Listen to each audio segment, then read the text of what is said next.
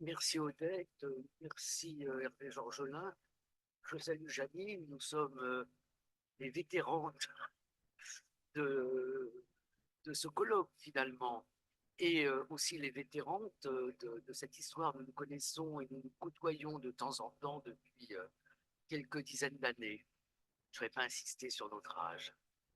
Euh, oui, la mémoire est dans tous ses états et je ne suis pas certaine qu'elle soit en bon état. Nous entrons là dans la litanie des 80e anniversaires des libérations. C'est le premier anniversaire décennal sans acteurs, survivants, témoins, contemporains des événements. Ginette Kolinka est désormais hospitalisée. La mémoire vive, celle qui circulait dans les familles et dans l'espace public, s'estompe.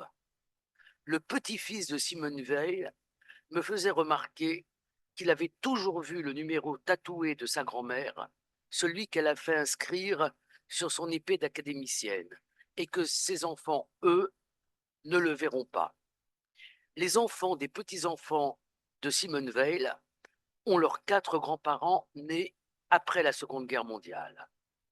Nos jeunes, c'est le cas aujourd'hui, et je salue mes collègues du lycée français, c'est le cas aujourd'hui de tous les élèves auxquels s'adressent les enseignants. Nos jeunes vivent de plus dans un monde largement illisible où l'histoire s'est sauvagement remise en marche. L'Ukraine, au lieu de la vie et des cultures juives, est en proie à la guerre. Que deviendront les projets de mémorial à Babi Yar, à Kiev, dans la ville natale de Golda Meir et du grand écrivain yiddish traduit dans toutes les langues, Shalom Aleichem? Une ville qui n'est pas si éloignée de Berditchev, où une plaque a été apposée sur la maison natale de Vassili Grossman, l'auteur entre autres de Vie et Destin, et où l'ancien terrain d'aviation, où sa mère, avec tous les juifs de la ville, a été assassinée par les nazis. Ce terrain, il y a des plaques qui en indiquent l'emplacement. Une des conséquences de l'agression russe est d'interdire la grande commémoration qui se déroulait à Auschwitz pour célébrer la libération des camps. Je me souviens de celle imposante de 2005, où a été inaugurée la nouvelle exposition du pavillon français et le wagon sur ce qu'on appelle la Judenrampe, le quai aux Juifs. Cette commémoration de 2005 se faisait en présence de très nombreux chefs d'État et de gouvernement. Pour la France, c'était le président Jacques Chirac. Parlant au nom des libérateurs soviétiques, Vladimir Poutine. Pour les Sinti et les Romas, Romani Rose, et pour les prisonniers politiques polonais, Władysław Bartoszewski. Simone Veil représentait les survivants des Juifs assassinés. Tous deux, Simone Veil et Władysław Bartoszewski, avaient ouvert 10 jours avant le grand colloque que nous avions organisé à la Bibliothèque nationale François Mitterrand, Jean-Charles Chourec et moi-même, le premier qui permettait à nos alors jeunes, mais depuis ils ont pris une vingtaine d'années, nos jeunes collègues polonais, de présenter leurs travaux novateurs de leurs recherches effectuées dans le sillage de l'ouvrage de Jan Gross, Les voisins. La Pologne et les Polonais découvraient, redécouvraient ce que furent et le passé juif et la coopération d'une partie des Polonais à la destruction des Juifs en Pologne. La mémoire, grâce à la présence de Władysław Bartoszewski et de Simone Veil, s'unissait à l'histoire. Ce colloque connut une réplique, au sens de réplique de tremblement de terre, quand nos collègues se sont retrouvés persécutés du fait de leur travail historique par le PiS. Et nous avons alors organisé un nouveau colloque qui s'intitulait La nouvelle histoire polonaise de la Shoah, colloque organisé en février 2019, colloque fortement perturbé, où d'ailleurs nous avons été menacés et nous avons dû embaucher un vigile pour tenir quand même notre colloque, malgré la menace des Polonais antisémites. qui étaient présents, parmi eux un prêtre en soutane. Ces deux colloques ont fait l'objet de livres collectifs. Il est impossible, d'abord parce que ça m'obsède, de ne pas mentionner le 7 octobre 2023. L'intervention d'Hervé Georgelin me fait penser que, avec la Palestine, Israël, nous sommes dans l'Empire ottoman, ce qu'on oublie parfois. Et il me fait penser aussi que ce qui empêche peut-être aujourd'hui le calme qui a été le nôtre par rapport à cette histoire, c'est que euh, avec le 7 octobre en Israël et le Haut-Karabakh, nos histoires sont en quelque sorte réactivées et ce qui pouvait être considéré comme un travail qui avait été un travail de préparation à tous les sens du terme se trouve un peu défait par ces événements tragiques. Et il est encore trop tôt pour mesurer les effets du 7 octobre sur les questions de mémoire. Mais je crains qu'il ne soit dévastateur. Place de la République à Paris. Je précise les lieux parce que j'imagine qu'il y a parmi nous des gens qui ne sont pas des Parisiens.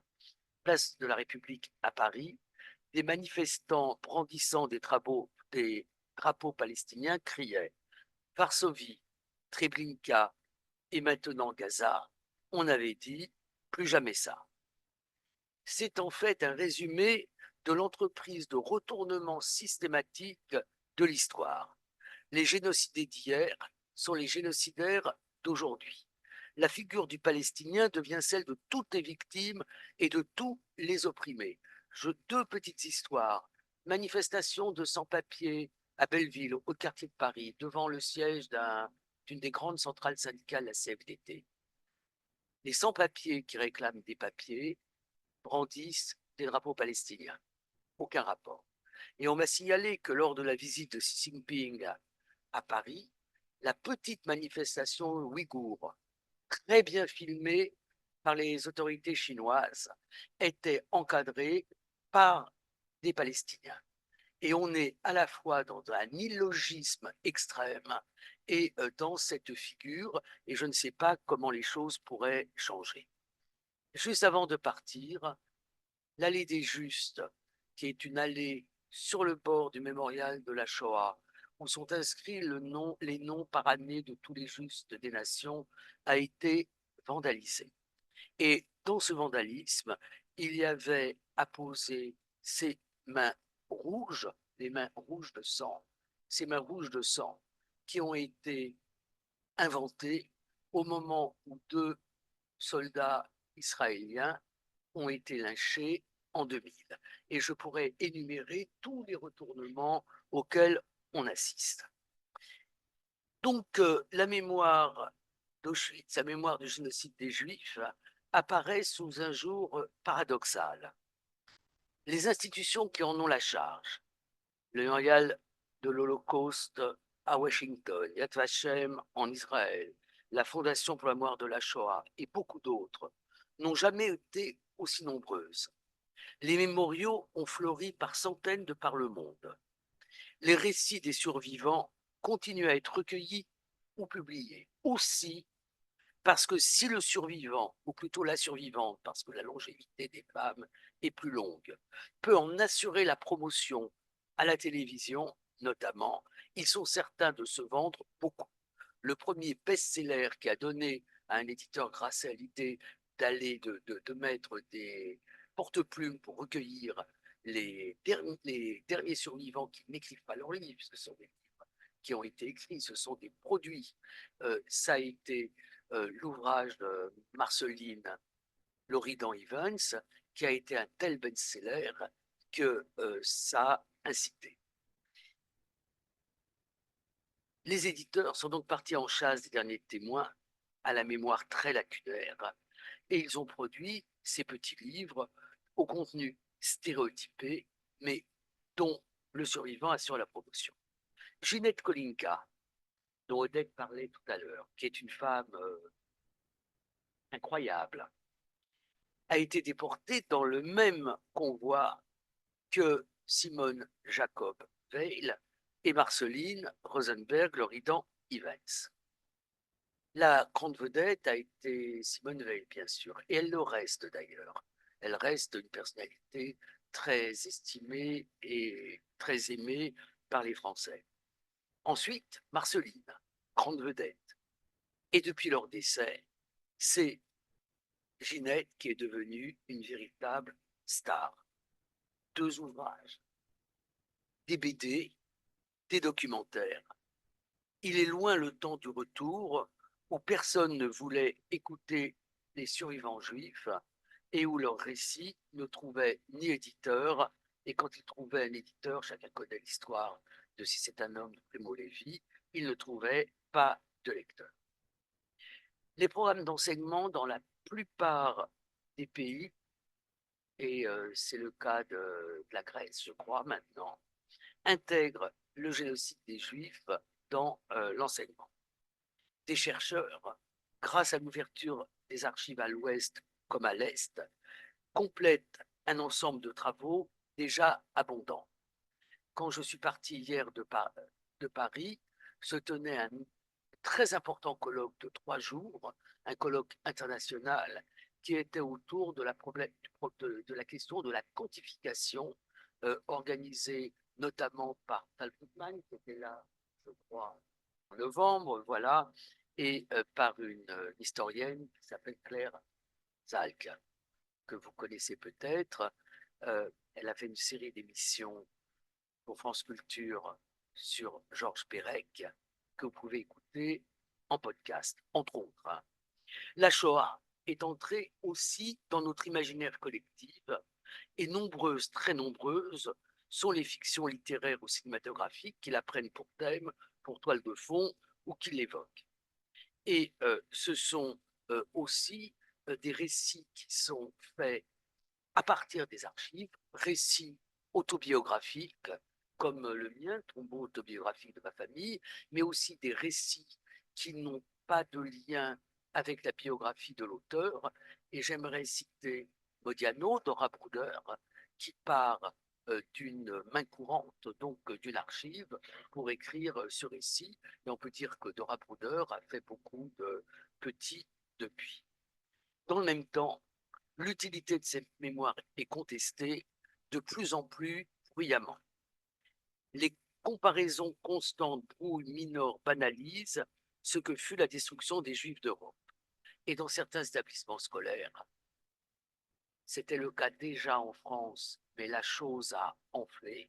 On ne peut plus enseigner l'histoire de la Shoah parce que la différence n'est pas faite entre juifs et israéliens, notamment.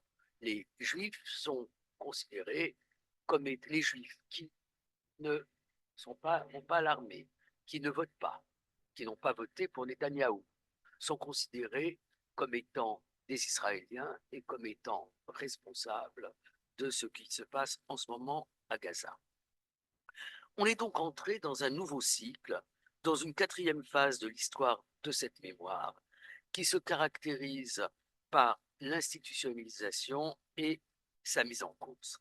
Ce passé, dont on disait après Nolte qu'il ne voulait pas passer, est peut-être en train de passer avec la mise en cause même de l'État d'Israël et la montée d'un nouvel antisémitisme. Car la mémoire, bien qu'elle se réfère au passé, se vit toujours au présent. Alors, j'ai un quart d'heure encore, c'est ça. Non, parce que je peux parler jusqu'à cette nuit. Mais je vais aller très vite à reprendre les différentes phases de la mémoire. Donc, je vais un peu m'éloigner de mon texte. Euh, comment? Non, non, non, mais je ne veux pas faire exploser le temps. Donc, le présent des années qui ont suivi l'effondrement du Troisième Reich a largement ignoré la spécificité du génocide des Juifs, dont Hervé Georgelin a rappelé la naissance. D'ailleurs, je signale qu'à Nuremberg, pour cette Nuremberg, il n'y a pas de chef d'accusation génocide, c'est crime contre l'humanité. Je rappelle quand même les 2 composantes du génocide. Il faut qu'il y ait une intention, une intentionnalité, et ça a d'ailleurs été beaucoup débattu dans les années 90 en ce qui concerne les Arméniens, et la destruction systématique d'un groupe ethnique. Dans le cas des Juifs, il visait aussi à rayer un peuple de la mémoire du monde, et c'est contre ce que certains appellent un mémocide qu'on réagit dès la période de la guerre, ceux qui ont compris que les Juifs pouvant être rayés de la terre, il fallait confier à l'histoire le soin de rappeler qu'ils avaient existé. Et ça a été toute l'entreprise d'Emmanuel Ringelblum dans le ghetto de Varsovie de créer les archives, des archives normales, c'est-à-dire des archives comme les archives municipales, avec des archives anormales, c'est-à-dire des récits déjà collectés. Donc l'idée de collecter des témoignages vient déjà du ghetto de Varsovie, et de collecter aussi les très nombreux journaux intimes écrits par les Juifs confinés dans le ghetto. C'est un premier mouvement de témoignage de masse qui a été suivi par le mouvement de rédaction de ces livres du souvenir, auxquels Isroch Tiborsky et moi-même avons, avons consacré un petit volume qui, à l'époque, n'a intéressé rigoureusement personne quand il a été publié au début des années 80. Donc les survivants n'ont émargé dans aucune fraction du corps social, fût-ce les communautés juives, ni aux États-Unis, ni en Israël, ni en France. Et en France, il y a eu aussi la question de la responsabilité propre de l'État français de Vichy dans la déportation des Juifs, qui n'a pas été évoquée avant le début des années 80. Paris a constitué une exception avec l'érection avec la première pierre en 1953 et l'érection en 1956 du tombeau du martyr juif inconnu. C'est comme ça qu'il s'appelait, tombeau du martyr juif inconnu. On voit très bien l'analogie avec le tombeau du soldat inconnu sous l'Arc de Triomphe, devenu ensuite mémorial du martyr inconnu, devenu en 2005 mémorial de la Shoah. Donc, c'était un lieu qui devait être un lieu central de la mémoire du génocide, et c'est au moment où la première pierre est posée, avec une cérémonie de grande ampleur, qu'Israël réagit et que la Knesset décide de voter la loi qui va créer Yad Vashem, une main et un nom, Yad Vashem, dédié aux martyrs et aux héros. Il ne faut jamais oublier que c'est l'héroïsme, notamment des combattants des ghettos, qui a d'abord été célébré en Israël. Je suis allé un jour à un colloque qui célébrait le 50e anniversaire de Yad Vashem, et mon intervention s'intitulait « Aux origines françaises de Yad Vashem ». Ça a fortement déplu. La mémoire, mais c'est la réalité historique qui est d'ailleurs rappelée. Vous savez, en histoire, on n'est pas des sciences exactes, on va faire une expérience qui vérifie. Mais un historien israélien qui s'appelle Tom Segev, que vous connaissez peut-être, qui a écrit le 7e million, raconte cette histoire du côté israélien, et l'histoire racontée du côté israélien corrobore la recherche que j'avais faite, qui montrait bien que c'était en réaction devant l'idée que le centre de la mémoire serait à Paris, que le jeune État d'Israël a réagi, et notamment sur la question des noms, parce que Paris devait regrouper tous les noms. Si vous visitez la crypte mémoriale, vous verrez avec un meuble dans le bâtiment avec une sorte de placard comme celui pour ranger la Torah, les rouleaux de la Torah, qui devait contenir le livre des noms. Et il a été interdit aux Français de collecter la totalité des noms. Cette tâche a été dédiée à Yad Vashem, et effectivement, Yad Vashem a collecté déjà 4 500 000 noms. Donc la mémoire se construit dès l'événement, mais à l'époque, elle n'a pas d'usage politique, j'ai envie de dire, nulle part. Et il faut que la configuration politique change, que le témoignage se charge d'un sens qui dépasse l'expérience individuelle et qu'il soit porté par des secteurs de la société. Et c'est le procès Eichmann qui marque un tournant en France, aux États-Unis, en Allemagne et aussi, j'ai envie de dire, surtout en Israël. Alors, je ne vais pas refaire un peu l'historique de ce procès, mais ce procès marque l'avènement du témoin. C'est la construction du procès par le procureur israélien qui s'appelle Gideon Osner, qui est de construire le procès sur autant de témoignages qu'il est possible d'en avoir, c'est-à-dire de faire le récit de ce qu'a été la destruction des Juifs d'Europe, la Shoah, par la voix des témoins, qui va faire du témoin à la fois le porteur d'histoire et le porteur de mémoire.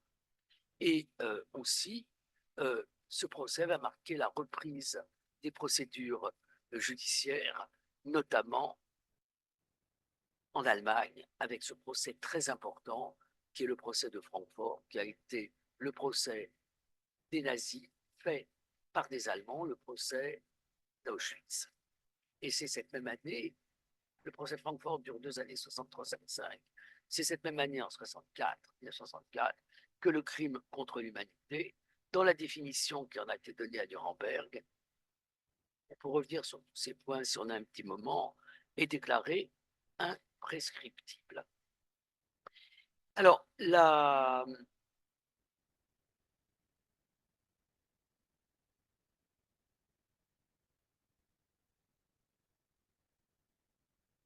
première grande crise autour du site d'Auschwitz et autour de l'État d'Israël date de 67-68. Et c'est à partir de ce moment-là que la conscience de la possibilité d'une destruction de l'État d'Israël va être prégnante à la fois en Israël et ailleurs. Je vais citer Raymond Aron. Raymond Aron dit: si on détruit l'État d'Israël, ce sera un étacide. Et le terme n'a jamais été repris. Je n'ai trouvé l'occurrence de ce terme d'étacide, destruction d'un État, que chez Raymond Aron. Et des intellectuels réunis dans un débat de la revue Esprit évoquent l'impossibilité de concevoir un second Auschwitz dans la même génération. À partir de ce moment-là, la présence du génocide va s'installer durablement en France et aux États-Unis. En 1973, pour la première fois, les grandes organisations juives américaines inscrivent dans leur programme la nécessité de garder la mémoire de l'Holocauste. Les termes, on peut aussi en discuter. Les publications et les programmes d'études dans les universités se multiplient. En 1962, aux États-Unis, il n'y avait qu'un seul cours sur l'Holocauste à l'université Brandeis, et ces enseignements se multiplient.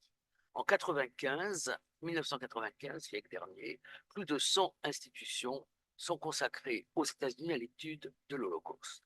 Et c'est dans ce contexte d'émergence de la mémoire, de travaux historiques, qui est projeté à la télévision américaine, le feuilleton en 4 épisodes, dont on a dit le pire, mais quand on le regarde aujourd'hui, on s'aperçoit que le pire était encore à venir en matière de téléfilm. Holocauste qui suscite une émotion considérable. Vous vous rappelez que Holocauste croise le destin de 2 familles allemandes, une qui est gagnée au nazisme et une autre juive, la famille Weiss, qui est une famille d'Allemands juifs très, très assimilés. Je ne raconte pas l'histoire, mais à New Haven, où se trouve l'université Yale, un certain nombre de survivants ont dit: mais qu'est-ce que c'est que cette histoire? Ça ne nous représente pas. Et c'est à partir de ce feuilleton télévisé que va être créée la première collecte systématique de témoignages vidéo auxquels Odette a fait allusion, qui sont les Fortune Video Archives for Holocaust Testimonies. Et d'ailleurs, c'est quelque chose qui montre l'importance des films parce que la seconde collecte presque industrielle, qui a été faite aussi d'ailleurs systématiquement ici, notamment à Thessalonique, ça va être après le film La liste de Schindler que va être créée la fondation qui va réunir 45-50 000 témoignages avec une définition de survivant et survivant tout juif qui a survécu dans l'Europe nazie, qu'il a été caché ou qu'il a été dans la résistance ou qu'il a été en camp ou dans les ghettos. Alors, je vais... Donc, on a ce grand moment et on peut dire que ce moment va culminer à la fin des années 90 avec toutes les polémiques qui touchent aux banques et aux assurances et aux tableaux. La polémique qui touche autour des tableaux spoliés par les nazis ne va jamais s'arrêter. Hein. Encore il y a 2 jours, les musées français ont rendu un Renoir à une famille auquel il avait été spolié. Donc on peut dire que c'est une affaire qui va durer très très longtemps. Mais à partir de ce travail de restitution des biens, le travail qui a été en France, celui de la mission d'études sur la spoliation des biens des Juifs de France, dite Mattéoli, se sont tenues de grandes conférences. Et la grande conférence qui était autour des assurances des banques et des œuvres d'art, c'est une conférence qui a eu des effets très intéressants parce que à cette conférence, Elie Wiesel, qui n'était pas encore décédé, a dit mais on ne peut pas laisser la Shoah, l'Holocauste, comme disait Wiesel, être uniquement une affaire de tableau et d'affaire d'argent. Il faut que ce soit une affaire éducative. Et en janvier 2000, du 26 au 28 janvier 2000, s'est tenue à Stockholm une conférence internationale singulière, la première du troisième millénaire, qui a marqué l'entrée de la question de la mémoire de la Shoah dans le monde diplomatique. L'objet de cette conférence, c'était l'éducation, la mémoire et la recherche concernant l'Holocauste. C'est un terme que je n'emploie pas, hein, mais quand il est employé, je l'emploie. Le contexte international était particulier et c'est sur ce contexte que je voudrais insister. C'est la période qui va de ce que l'on appelle par métonymie la chute du mur, 1980, et l'attentat des Tours Jumelles à New York, 11 septembre 2001. Et l'attentat contre les Tours Jumelles est quasiment synchrone avec la conférence de Durban, qui proclame One True, One Bullet. J'ai écrit d'ailleurs dans Le Monde, que j'ai relu là avant de venir par hasard, un article juste après les Tours Jumelles, une libre opinion où je montrais la jonction entre les deux. Et quand on relit ce que j'ai écrit, je n'aime pas beaucoup me mettre en avant comme ça, on voit que tout ce qui était là avec Durban et les Tours Jumelles, c'est la naissance de ce qu'on a aujourd'hui. Mais cette période, ces 12 années, ça a été des années bénies. Pour moi aussi d'ailleurs, pour mon travail. On a cru, naïvement, qu'il n'y aurait plus qu'un seul modèle, le libéralisme en matière économique et la démocratie en politique. Et comme ciment idéologique, les droits de l'homme, l'Holocauste ou la Shoah devenaient l'exemple premier de ce qui peut arriver si l'on ne respecte pas les droits de l'homme. Et c'était un credo de combat moral et aussi idéologique, devenu quasi consensuel, quasi universel. Et l'antisémitisme connaissait alors un étiage. Et je pense, Hervé, que c'est un élément de la réponse de pourquoi on a comme ça, en direct, en permanence les événements du Moyen-Orient, alors qu'on se fiche de ce qui se passe au Soudan, que l'on peut dire la famine qui menace à la famine, on peut entendre des choses absurdes, la famine qui menace à Gaza est la pire famine, et puis dans le même temps, les enfants en Afrique meurent par milliers dans une indifférence totale. Donc je pense que c'est le fait que l'enfant juif a été érigé comme modèle, contre-modèle pour les droits de l'homme, qui peut expliquer que c'est ça qu'il faut déloger pour que le Sud global puisse installer son idéologie. C'est mon interprétation.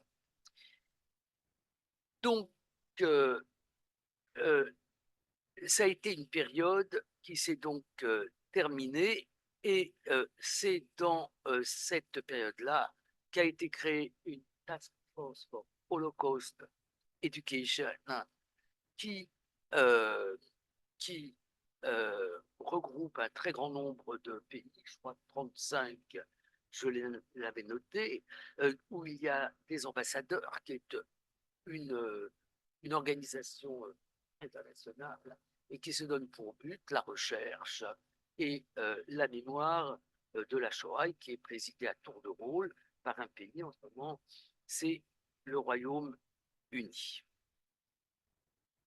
Cette conférence de Stockholm, elle était très intéressante aussi. La France y a été représentée par Lionel Jospin et Pierre Moscovici.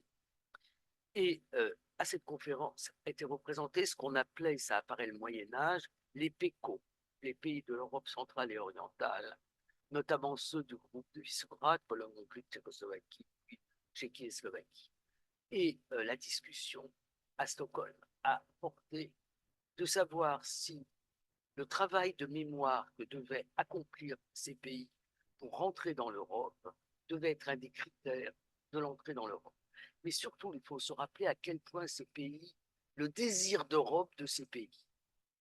Un quart de siècle après, ces pays ont perdu le désir d'Europe pour un certain nombre d'entre eux. Donc, le génocide des Juifs était une question d'actualité. Dans le même temps, et je voudrais insister aussi sur ce point, la géographie de la population juive dans le monde a changé. 1939, 60% des Juifs vivaient en Europe. Aujourd'hui, ils ne sont plus que 10%. 10% de la population juive vit en Europe. La plus importante communauté juive, dont la population est seulement estimée, car vous savez qu'en France, on ne fait pas de, de recensement ethnique ou religieux, à peu près un demi-million. 85% des Juifs vivent sur le continent américain, principalement aux États-Unis, et en Israël. À l'heure actuelle, 47% des Juifs, près de la moitié des Juifs, vivent en Israël. Et je pense que cette situation mérite notre attention.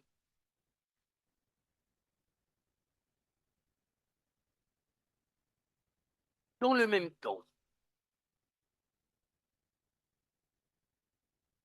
les théories du complot ont foisonné. On peut dire qu'elles ont atteint un point de, pas de non-retour, mais un point très important au moment des tours jumelles. La question des tours jumelles est vraiment importante, vraiment capitale. C'est l'attentat terroriste le plus meurtrier de l'histoire. Et le reste, malgré le 7 octobre, il a fait pas loin de 3000 victimes, ce qui pour un attentat terroriste est considérable. Et le bruit s'est répandu que c'était un complot des États-Unis pour justifier la restriction des libertés à l'intérieur des États-Unis et l'intervention en Afghanistan et en Irak. Et qu'en fait, l'attentat avait été perpétré par le Mossad et qu'il n'y avait aucun juif parmi les 3000 victimes puisqu'ils avaient été prévenus de l'attentat. Ces théories du complot, Israël, les juifs, les sionistes cherchant à dominer le monde ou dominant, ont remis au goût du jour les protocoles des sages de Sion que j'ai chez moi dans une édition en français qui a été imprimée en Syrie il y a quelques dizaines d'années. Et les protocoles circulent et sont très présents sur la toile. Juifs et sionistes sont synonymes, ce n'est pas une novation. L'équation s'était déjà largement répandue en Union soviétique et dans les démocraties populaires lors des procès de la fin du règne de Staline, à Sofia, à Budapest et surtout à Prague. Je vais citer Léon Poliakov, grand historien. La Tchécoslovaquie, servie de banc d'essai, ont pris une mesure d'ordre sémantique géniale de simplicité. On substitua tout bonnement le terme de sioniste à celui de juif, ce qui permit à Prague, sur 11 condamnés à mort, d'en pendre 8 en décembre 1952, et parmi eux le secrétaire général du parti Rudolf Slansky, sous prétexte qu'ils étaient des sionistes bourgeois. Et le français, enfin l'ancien dirigeant de la MOI, de la main-d'œuvre immigrée, Arthur London, grand résistant en France, déporté à Mauthausen, devenu ministre, a sauvé sa peau à Prague grâce à l'intervention de Maurice Thorez, secrétaire général du Parti communiste français, mais lui aussi était juif, et le procès Stansky est le procès qui a usé pour la première fois de façon systématique de synonyme du synonyme juif et sioniste. Alors, je vais arrêter là parce que j'ai déjà dépassé le temps. Et pour dire que ma plume, mais on n'a pas de plume, c'est des claviers, tremble, et que mon intelligence est en échec devant ce qui se passe dans le monde. Et je pense qu'il faut penser, bien sûr, au travail, puisque la question des Arméniens, mais penser à l'Ukraine et penser au Moyen-Orient. Euh, les... Et penser aussi qu'aujourd'hui, les Juifs et la centralité de la mémoire de la Shoah sont en Israël et que la société israélienne est une société éclatée, une société où le camp de la paix est mobilisé, mais une société où le traumatisme du 7 octobre est présent parce que ce traumatisme réitère ou réactive le traumatisme de la Shoah et donne le sentiment à la fois aux Israéliens, aux Juifs de la diaspora, qu'ils ne sont plus nulle part en sécurité. Voilà, je vais arrêter, j'aurais pu parler beaucoup plus longtemps. J'ai un peu dévié sur la question du 7 octobre.